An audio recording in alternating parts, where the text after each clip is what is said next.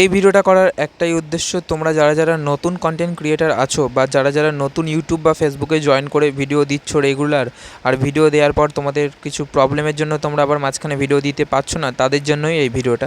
তো তোমাদেরকে বলে রাখি, ভিডিও যখন দিতে শুরু করবে তখন কন্টিনিউ ভিডিও দেবে, জীবনে যাই পরিস্থিতি ঘটে যাক, কিন্তু তুমি মনে রাখবে তোমাকে নিজের পায়ে দাঁড়াতেই হবে। তার জন্য তোমাকে রোজ যেই টাইমে তুমি ভিডিও দাও সেই টাইমে ভিডিওটা দিতেই হবে।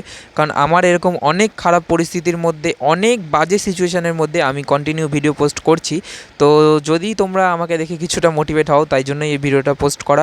তো যাই হয়ে যাক, জীবনে যাই ঘটে যাক, যতই ঝড় তুফান আসুক, তোমরা যদি একবার ভিডিও করা স্টার্ট করো তো তোমাদের কন্টিনিউ ভিডিও দিতে হবে এবং চ্যানেলটাকে মনিটাইজ করে তাড়াতাড়ি নিজের পায়ে দাঁড়িয়ে চ্যানেল থেকে ইনকাম করতে হবে।